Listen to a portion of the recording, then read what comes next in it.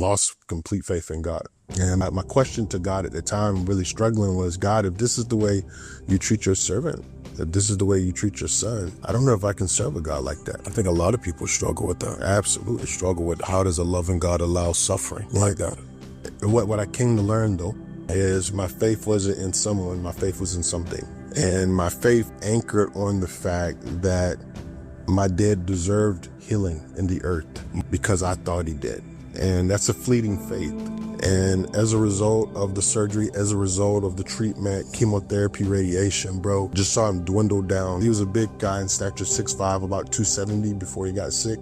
Just saw him become a skeleton, a shell of himself. Lost all of his hair, lost tremendous weight, fought for his life, could no longer eat, but I never saw his faith waver. I never saw his love waver for people. I never saw his tenacity, his drive waver for the things of God.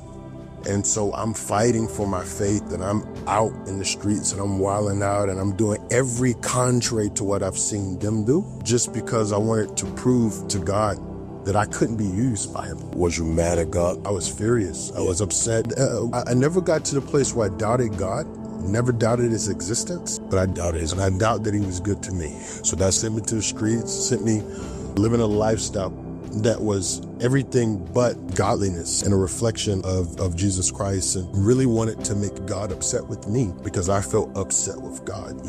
And the thing, bro, that I remember so vividly, my mom and my dad, they never, ever condemned me. They loved me. Unconditional. Unconditional. Even while you was in the street? Even while I was out in the streets. My mom, she loved me. My father, he loved me unconditionally. And it drew me back to the heart of the Father. And so my dad dies in 2002, the day after my 18th birthday. He sits me down on my 18th birthday, bro, and he prophesies over me.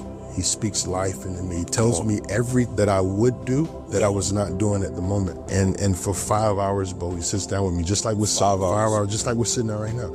He talks to me. He places his hand on my leg after he gets finished.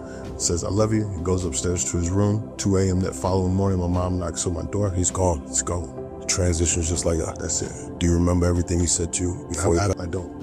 And I regret it. But that conversation and my regret for not leaning into that conversation shapes the way I have conversations today. But you were still out in the street during that time. Still out there, still wilding out. Yeah. And I know some of the stuff you can't really talk about on camera because of everything. Yeah, cases and stuff. And the implications. But you was far out there. I think a lot of people don't know your story. Obviously, I know a little bit of your story. Yeah. But you was far out there in them streets. Far out there. Wilding out. All the things. Everything you can imagine. All the things. Everything. Fast life, women, money, drugs, shootouts, everything you can imagine. And so I went off to college my freshman year, and I went to Hampton University. And in my apartment, bro, I went to sleep, and I thought that I woke up. And when I woke up, I was standing in front of a sea full of people.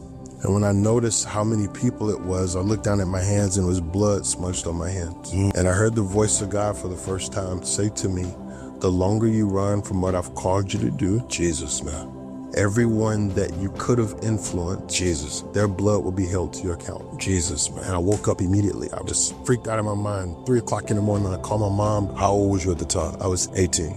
Yeah. Called my mom. Hey, I had this dream. She said, explain it to me. So I explained it to her in great detail. And I thought she was like, oh my gosh, that's crazy. And she started laughing.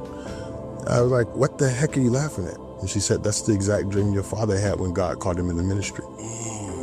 And I left Hampton University that week, transferred to Bible college. Went to Bible college in Detroit, Michigan.